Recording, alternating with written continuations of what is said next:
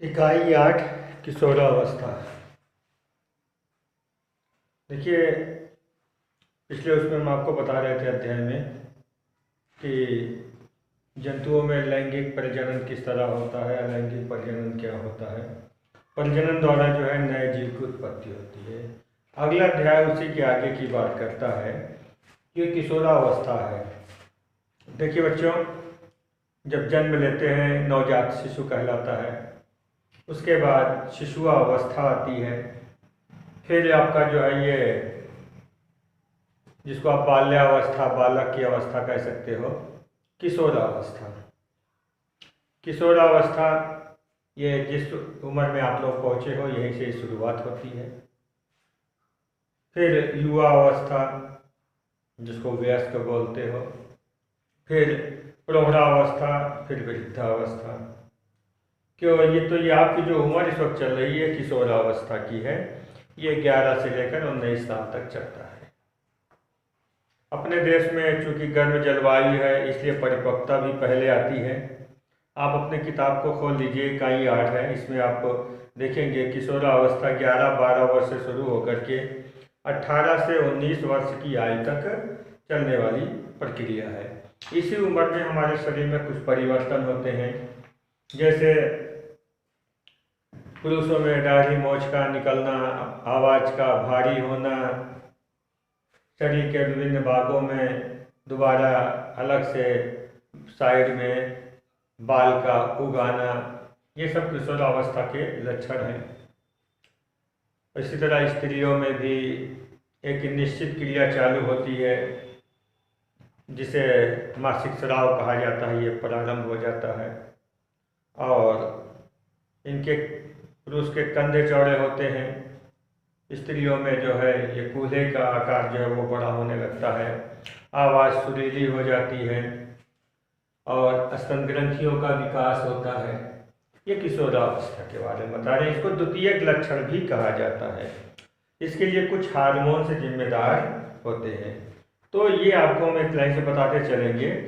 तो सबसे पहले आपके यहाँ जो दिया गया है, पहला प्रश्न है, इसमें जो है सही विकल्प जो है छांट कर आपको लिखना है। तो प्रश्न पहले का आप देखें, किशोरावस्था की अवधि होती है, लिखा हुआ है 0 से 5 वर्ष, नहीं, गलत है। 6 से 11 वर्ष, ये भी गलत है। 11 से 19 वर्ष तक, यही सही है। तो पहले का में साफ पे आप निशान लगा दिए, 11 से 19 वर्ष। एस्ट्रोजन, ये हार्मोन से है। हम लोग के शरीर में कुछ अंतःस्रावी ग्रंथियां पाई जाती हैं, जैसे गले के पास यहाँ पर एक थायराइड ग्रंथि है, जिससे थायरॉक्सिन हार्मोन निकलता है। ये आपके वृद्ध को प्रभावित करता है। कभी कभी देखा होगा बहुत लोगों गले में सूजन आ जाता है, घेंगा रोग कहते हैं। ये थायराइड ग्रंथि के फूलने से होता है। थायराइड ग्रंथि से थायरॉक्सिन हार्मोन निकलता है। ऐसे बहुत से हार्मोन से हैं।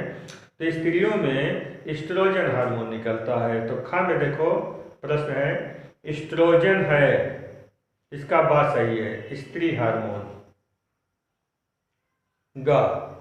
सामान्यतः ऋतुस्राव प्रारंभ होता है। ये लड़कियों में है, किशोरावस्था के आरंभ होने पर यह प्रक्रिया चालू होती है। ये जो है उनके युवा अवस्था की ओर बढ़ने का पहचान है। इसके बाद ही वो संतान को पैदा करने लायक होंगे। तो याद रहे, ये जो है होता है 11 से 13 वर्ष। सही है। किशोरावस्था में स्वास्थ्य पर पोषण के लिए गवर्नमेंट ने कुछ योजनाएं चलाई हैं। इसी पर प्रश्न है कि किशोरावस्था में स्वास्थ्य पोषण से संबंधित योजनाएं हैं, कौन कौन सी हैं। इस पर दिया है समेकित बाल विकास कार्यक्रम। तो आपको बता दें, गवर्नमेंट ने कई योजनाएं चलाई, जैसे कि आपके स्कूल में मिड डे मील था, याद है, MDM, मध्याह्न भोजन, ये योजना इसी का है, सर्व शिक्षा अभियान के अंतर्गत।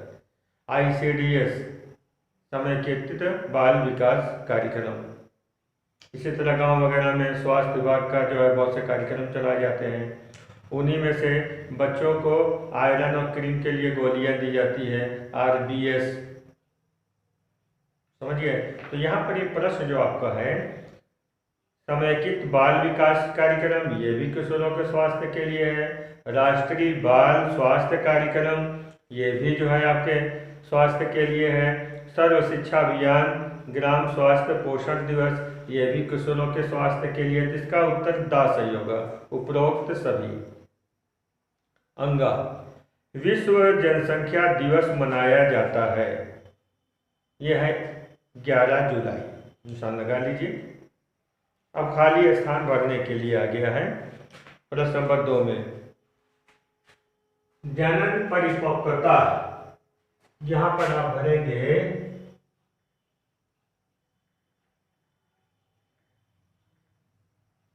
किशोरावस्था में आती है।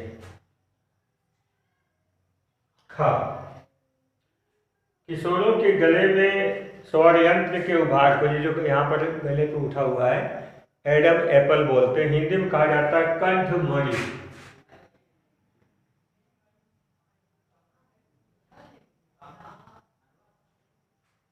कंठमणि। युग्मनज का पोषण,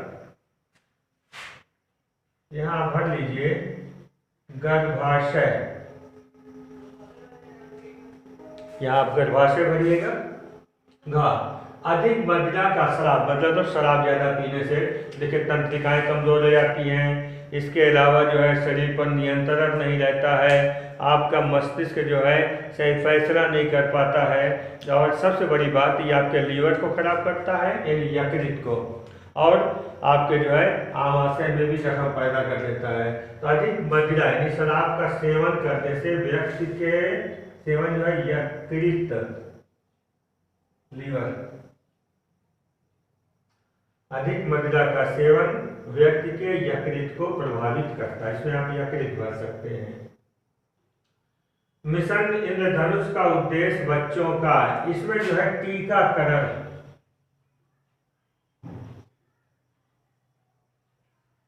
मिशन इंद्रधनुष, जैसे इंद्रधनुष में 7 रंग होते हैं, इसी तरह से 7 बीमारियों के इलाज के लिए टीकाकरण किया जाता है। डिप्थीरिया, काली खांसी, टिटनेस, तपेदिक, खसरा, हेपेटाइटिस, तो ये सब टीके लगाए जाते हैं। अब आइए आप प्रश्न नंबर 3 में, आपको सही पर सही का निशान लगा देना है, गलत पर गलत का निशान लगा देना है। तो आप देखिए प्रश्न 3 में, प्रश्न 3 का पहले ऋतुस्राव को रजोदर्शन कहते हैं, सही है, सत्य का टिक लगाएंगे। द्वितीय लैंगिक लक्षण शैशवावस्था में नहीं, शिशुअवस्था में लैंगिक लक्षण जो द्वितीयक होते हैं, दाढ़ी मूंछ का निकलना, यह बताए थे आपको, ये किशोरावस्था का है। तो तीसरे का आपका सही है, खा गलत है। गा, लिंग गुणसूत्र एक्स सिर्फ स्त्रियों में पाया जाता नहीं, स्त्रियों में एक्स होते हैं, पुरुष में XY है, लिंग गुणसूत्र है, तो एक्स दोनों में है। प्रश्न अगर ये होता कि XX तो ठीक है, तो गुणसूत्र एक्स सिर्फ स्त्रियों में पाया जाता है, नहीं, स्त्री और पुरुष दोनों में पाया जाता है, यह गलत है।